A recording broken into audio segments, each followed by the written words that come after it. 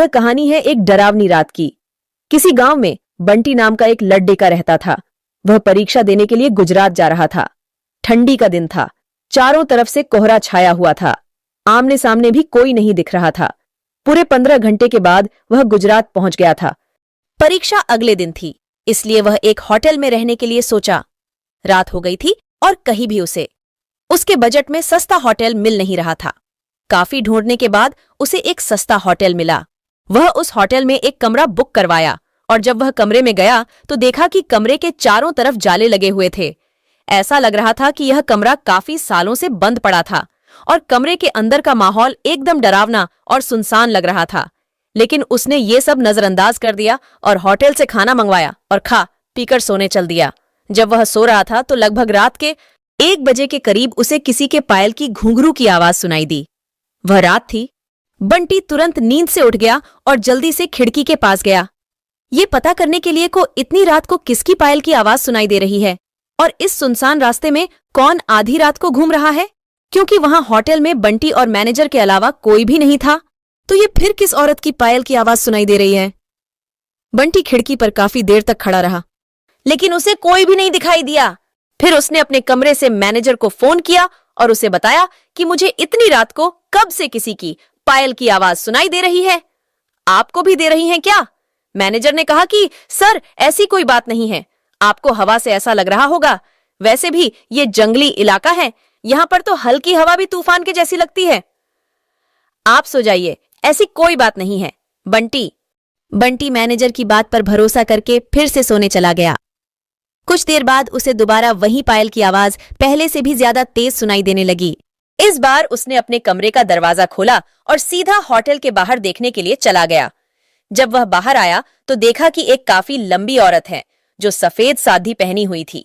उसके काफी लंबे बाल थे और चेहरा ढका हुआ था। वह अपने हाथ में एक नारियल लेकर के होटल के चारों तरफ चक्कर लगा रही थी। ऐसा लग रहा था कि मानो अपने पायल की आवाज से किसी को बुला रही।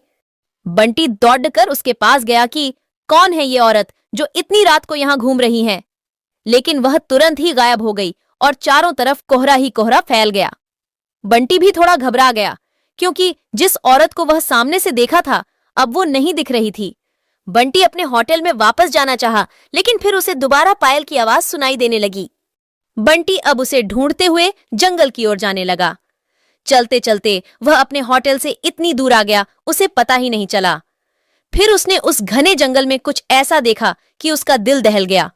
उसने देखा कि उस औरत ने एक पीपल के पेड़ के नीचे 5-6 लाश रखी थी और बारी बारी से एक एक को नोच नोच कर खा रही थी।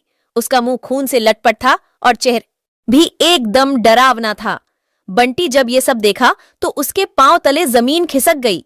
ये सब नजारा देखते ही उसे डर के साथ साथ रोना भी आने लगा कि वह छोड़, अब मुझे भी मार देगी, क्योंकि अपने पायल के आवाज से यहां तक तो मुझे लेकर आई है। लेकिन उसने हिम्मत से काम लिया और हनुमान चालीसा पढ़ते पढ़ते धीरे से वहां से भाग गया ताकि भूत उसे देख न ले। लेकिन भूत तो भूत होते हैं। बंटी जैसे ही वहां से भागने की कोशिश किया, वो चुड़ैल अचानक उसके सामने आ गई और उसे इशारों से अपने अड्डे पर ले जाने लगी जहां पर उसने लाशें रखी थीं। बंटी हनुमान जी जाप करके इतनी तेजी से वहां से भागा कि मानो जैसे उसके अंदर किसी की शक्ति आ गई हो। भागते भागते सीधा वह अपने होटल वापस आ गया। वहां थोड़ी देर रुका तो उसे एक आदमी दिखाई दिया। उसे देखकर ऐसा लग रहा था कि ये अच्छा आदमी है। वह बंटी के पास आकर बोला, अरे भाई, क्या हुआ तुम्हें? इतना डरे हुए क्यों हो?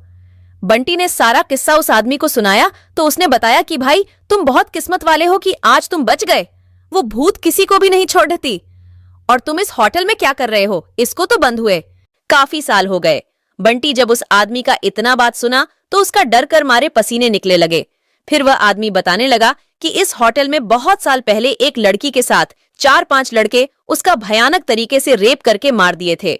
लड़की तो मर गई, लेकिन किसी को भी नहीं छोड़ी और जो भी रात के समय में इस रास्ते से गुजरता है सबको अपने कब्जे में कर लेती और मार देती है।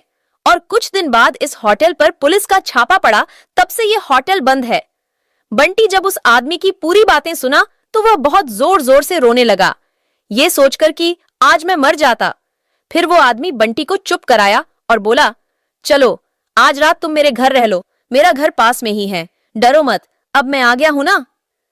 बंटी उस आदमी को धन्यवाद किया और उसके साथ उसके घर चला गया और अपने आप से एक वादा किया कि आज के बाद वह भूलकर भी कभी अनजान जगह पर नहीं जाऊंगा।